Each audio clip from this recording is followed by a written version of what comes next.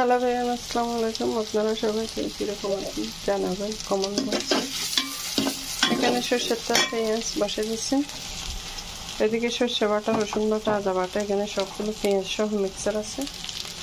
তো আপনারা আবার আলাদা আলাদা দিচ্ছেন, যেহেতু এগুলো আগে পানি দিয়ে দিচ্ছি, কিছু মনে করেন না, সেই জন্য এখানে সব কিছু মিক্স দিয়ে দিচ্ছি। আগে থেকে ব্লেন্ডার করে রাখছি। এখানে মুরগির মাংস কেটে নিয়েছি, একটা প্রায় একটা 4 কেজি ওজনের মুরগি।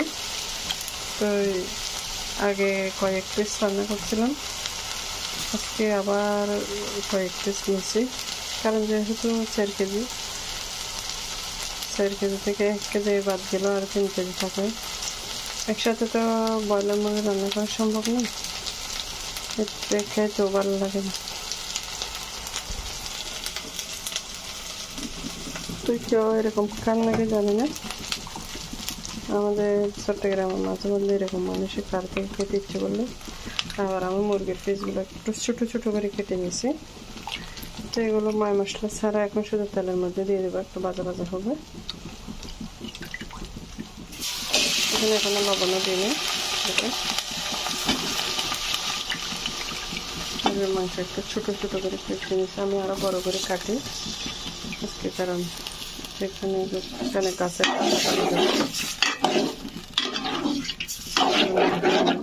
ছোটো ছোটো করে কেটে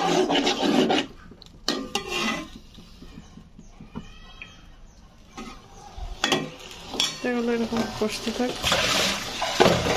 এদিকে কাঁচা কলা কেটে নিয়েছি, দেখেন এগুলো গাছের একদম ফ্রেশ কলা, কেটে কেটে ধরে নিয়েছি।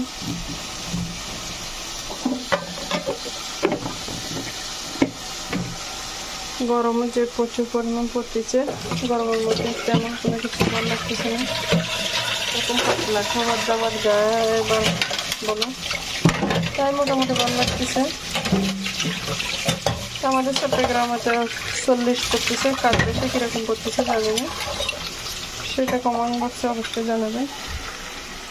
আমার তো চট্টগ্রামে আজকে 23 তারিখ মে,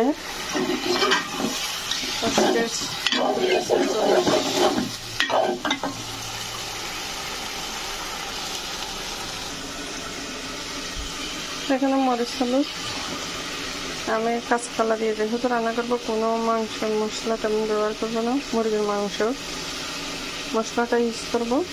আর বাটা মশলাগুলো তো দিয়েছিলাম আপনারা দেখছেন, এটা রাঁধুনি রেডিমেড।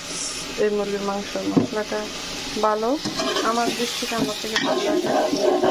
আপনারা চাইলে এটাকে শর্টকাটের মধ্যে রান্না করতে পারেন। আজকে শুক্রবারের দিন, এমনি জুমা মুবারক সবাইকে। তো এখন লবণ দিয়ে দিচ্ছি, হলুদের গুঁড়ো, মরিচের গুঁড়ো,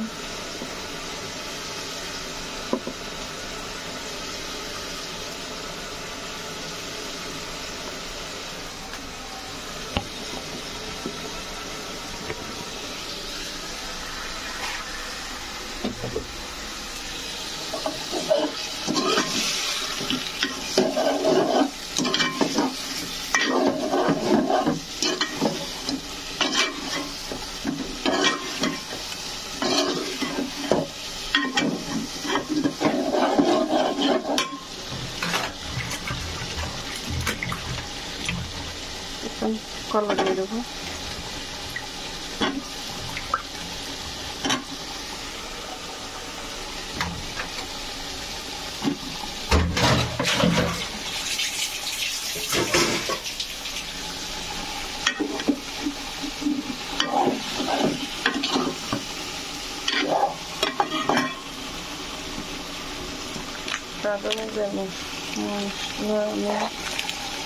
করতেছি, আমার তো আমকাজ হয়ে গেছে, এখানে 1 টেবিল চামচ দেবো আমি, ভালো করে করতেছি।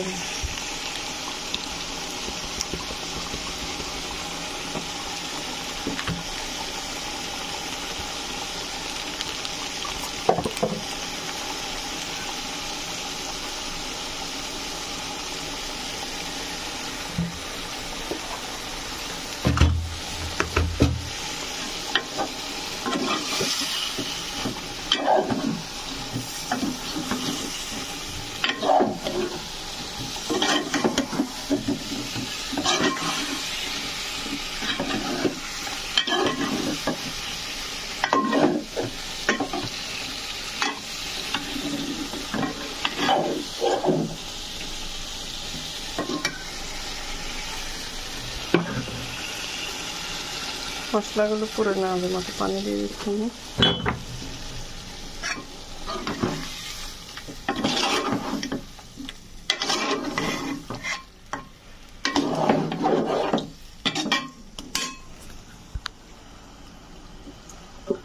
কারণ আমি এক হাতে ভিডিও করতেছি তো পাত্রটা একটু এদিক সেদিক নাড়াচাড়া করতেছে।